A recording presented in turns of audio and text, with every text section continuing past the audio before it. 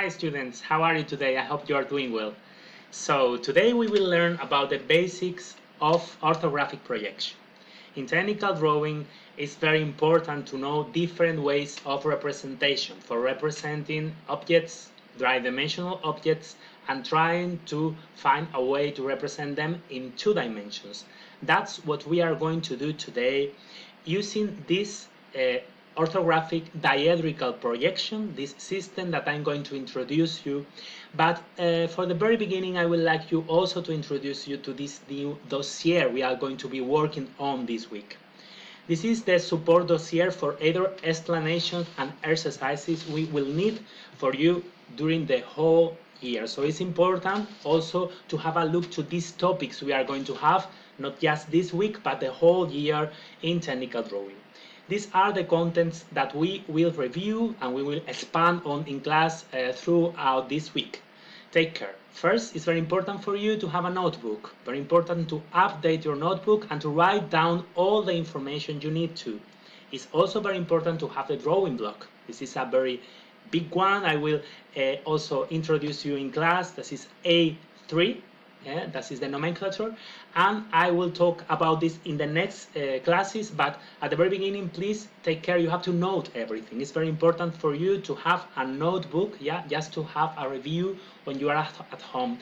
Also in G Classroom and in all these classroom resources we have also available, I will place all what we need as well as the solutions to the exercises we are going to have this week and next week's also in technical drawing, and in the other subjects I will be teaching you. So Monday, Wednesday and Friday are our classes. So on Monday we will have a look to the representation system and the descriptive geometry as a basics. As I told you before, we will have some different ways of representing reality, objects, subjects and figures. In this case we have the objects by representing descriptive geometry as a process, as a way that we have been working a lot of times before, also in technology, in other subjects.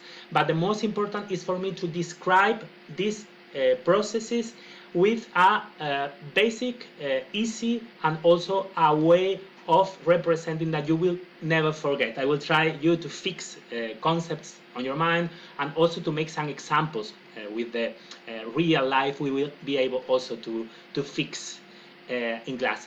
Wednesday will be the nomenclature and the representation of the point in an orthographic system, just the point. And later we will have a look to the line. The line is also very important for you to represent. So point and line is more or less the combination we will use also for planning, for plans, flat plans and different plans we will use later as the basics also for the complex figures. The Friday class we will also base it on a digital day. Dynamics by groups, digital displays, quizzes, tests, Kahoots.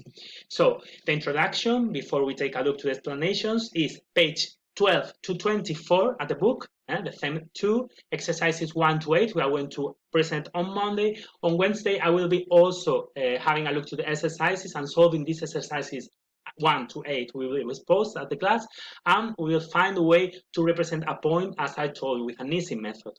And the Friday will be the digital day. Try to find YouTube, Google resources, all the information you have on the net, and you are able to recover to go deeper. These are some figures we will be also having a look to.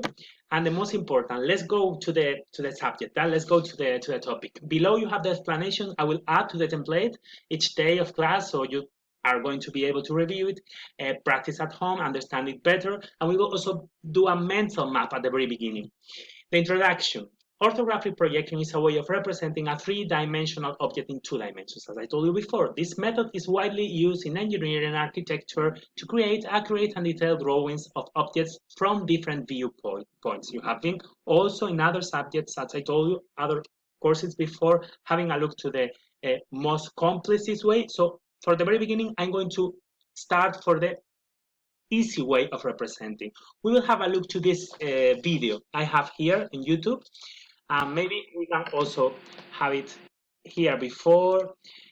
In Spanish, I will also translate a little bit. Sistema, diédrico, fundamentos. It's like basements, like the basics we have been talking about. This is the 2 planes we are going to be using for this representation system, which are the vertical and the horizontal, and the ground line, the very important ground line, which is the, I will tell, the main flat line we have to use, yeah, for the representation. So we have 4 diédrics, 1, 2, 3, and 4, and we will have also the bisectors, 2 plans which are dividing these 4 diédrical flat or spaces. So you have here the representation. We have the first plane, the bisector of the first plane, and the second one, and we have also a simple object we are going to be able now to represent. For example, we have this L, this figure with this object with the form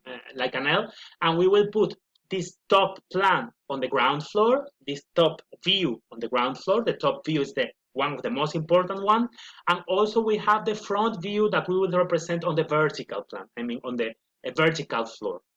So we have a vertical one, we have a horizontal, and then we will make a dejection of the plan of this bisector.